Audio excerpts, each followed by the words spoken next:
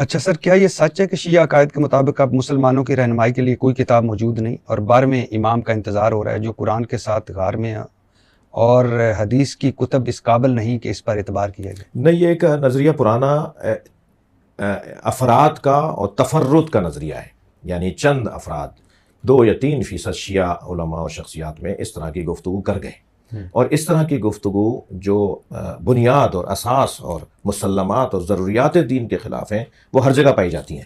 یعنی اگر ہم کبھی مناظرے پر بیٹھیں گے، بات کریں گے، مناظرے کے عنوان سے بیٹھیں گے تو 4 کتابیں میں بھی نکال کر لے آؤں گا کہ بھائی آپ کے یہاں بھی یہ لکھا ہوا ہے، لیکن ہم ہرگز اس عقیدے کو نہیں مانتے کہ کوئی کتاب نہیں۔ قرآن ہماری امام کتاب ہے، ہادی کتاب ہے، رہنما کتاب ہے، اور قرآن میں ایک من اور واو زیادہ اور کم نہیں ہے۔ وہی تاج کمپنی کا اور چاند کمپنی کا قرآن جو اہل سنت کے گھروں میں رکھا ہوا ہے وہی میرے گھر میں رکھا ہوگا، آپ آئیں آپ دیکھ بھی سکتے ہیں۔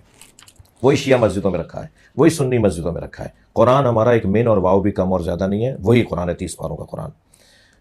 یہ بالکل غلط ہے کہ کوئی اب ہدایت کے لیے نہیں ہے، نہیں۔ ہمارے ہاں امام حسن عسکری علیہ السلام سے، کیونکہ دیکھیں نبی نے فرمایا میرے 12 جانشین ہوں گے، ہمارے علاوہ تو سب بند گلی میں کھڑے ہیں، 12 پورے تو کر کے دکھاؤ۔ ہم 12ویں پہ کم سے کم رکے ہوئے تھے نا کہ 12واں غیبت میں، آپ کچھ دیر کو اس کو آپ کچھ بھی کہتے رہیں۔ سرکار نے فرمایا مسلمات میں سے ہے، نبی نے فرمایا میرے 12 جانشین ہوں گے، 12ویں پہ قیامت آ جائے گی۔ اب کسی کے 52 ہو گئے، کسی کے 42 ہو گئے، کسی کے 38 ہو گئے، صرف اثنا عشری ہیں۔ یہ اثنا عشری کے جو حدیث ہے، لفظ ہے، یہ نبی کی زبان کا لفظ ہے، اور سنی شیعہ نے لکھا ہے اس کو، اور سنی کتابوں کے اندر 12 امام دکھائیں۔ اگر کہتے ہیں کہ خلفائے راشدین اور غیر، بھائی خلیفہ ہوتا ہے، یہ کیا ہوا راشدین اور غیر راشدین؟ کبھی انبیاء غیر راشدین بھی ہوتے ہیں؟ جب مقدس نام ہے، خلیفہ ہے، تو وہ راشد ہی ہوگا نا، غیر راشد کیا ہوتا ہے؟ اس کا مطلب ہے آپ اچھا 4 غیر راشدین، 2 راشد، پھر 5 غیر راشدین، پھر 1 راشد، کرتے کرتے وہ 12 بھی پورے ہو گئے اور قیامت نہیں آئی۔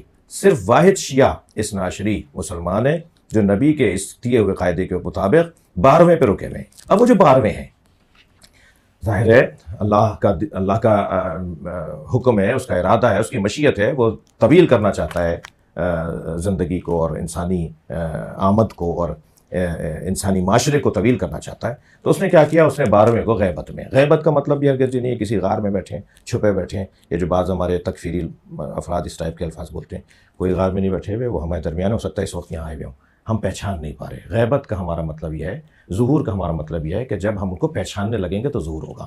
غیبت کا مطلب یہ ہے ہم پہچان نہیں پا رہے۔ وہ ابھی بھی ہو سکتے ہیں، ان کی 1150 سال کی عمر ہے اس وقت، جیسے حضرت عیسیٰ اب تک ہیں۔ کیسے زندہ ہے بھائی؟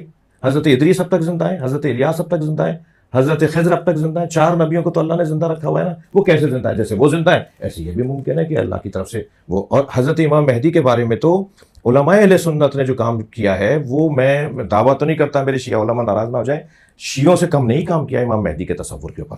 یہ مہدویت کا تصور کہ آخری زمانے میں مہدی آئیں گے جو حضرت فاطمہ کی اولاد ہوں گے، مولا علی کی اولاد ہوں گے، اور زمین کو وہ عدل و انصاف سے پر کر دیں گے، ظلم و جور کا خاتمہ کریں گے، وہ جو مہدویت کا تصور ہے۔ آپ کو شاید یاد ہو کچھ عرصہ پہلے اسلام آباد میں ایک تکفیری جماعت کے ایک سربراہ کو مارا گیا تھا، کیسے وہ قتل ہوئے۔ انہوں نے ایک مرتبہ توہین کی تھی امام مہدی کی، اور کہا تھا کہ غار میں ہے اور وہ یہ ہے، وہ جو انہوں نے کہے الفاظ۔ تو اس وقت میں سکھر میں مولانا فضل الرحمان صاحب کا خطاب تھا، اور کیونکہ میرا آبائی شہر خیرپور ہے، سندھ کا شہر خیرپور، ہمارے زمیندارہ، ہماری برادری ہے، ہمارا مرنا جینا وہاں، عید تہوار پہ ہم وہاں جاتے ہیں۔ تو سکھر ہمارا ڈویژن ہے، اور ریڈیو پاکستان خیرپور میں، سکھر میں نہیں، کیونکہ خیرپور سے کمشنری کو ختم کر کے، ڈویژن کو ختم کر کے سکھر کو دے دیا گیا تھا۔ اس کے بدلے میں خیرپور کو 3 چیزیں دی گئی تھیں، ان میں سے ایک ریڈیو پاکستان دیا گیا تھا اور ایک یونیورسٹی دی گئی تھی۔ اب سکھر والے بھی خیرپور پڑھنے آتے ہیں، یونیورسٹی شاہ لطیف یونیورسٹی۔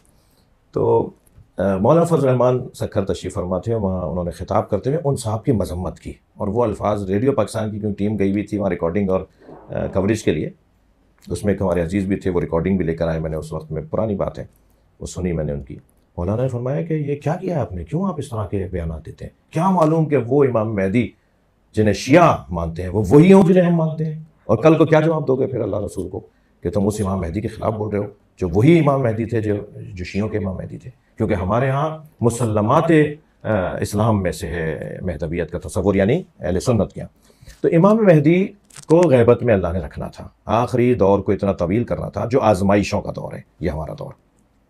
تو امام حسن عسکری علیہ السلام نے فرمایا ام الحوادث الواقعہ، جب واقعات اور حادثات اور مسائل تمہیں سامنے آئے تو پھر کیا کرو ایسے ایام میں کہ جب ہم تمہیں ملنے سے میسر نہ ہو، یعنی ہم میسر نہ ہوں، تو پھر تم پر واجب ہے فَلِلْعَوَامِ أَن يُقَلِّدُوا، ان لوگوں کی تقلید کریں کہ جو 4 صفات کے حامل ہیں، جو فقہائے امامیہ میں سے ہوں، سائلاً لنفسہ ہوں، مخالفاً لہوا ہوں، مطیعاً لامر مولا ہوں، محافظاً لدین ہوں، ان کے جن کے اندر یہ 4 صفات، جس فقیہ میں یہ 4 صفات پائی جاتی ہوں، دنیا پرست نہ ہو، کرسی کی اسے لالچ نہ ہو، دین کا محافظ ہو، اپنے مولا کا مطیع و فرمانبردار ہو، یعنی اللہ رسول اور اہل بیت کا فرمانبردار ہو، ایسی شخصیت کے لیے عوام پر واجب ہے کہ اس کی تقلید کریں۔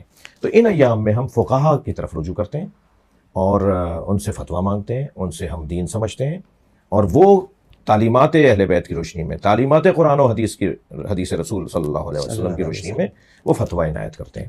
جی تو سر، تو یہ دور ہمارا ہدایت سے خالی نہیں ہے۔ اس دور کے اندر ہم غیبت کے ایام میں فقہائے امامیہ سے دین سمجھتے ہیں اور دین لیتے ہیں۔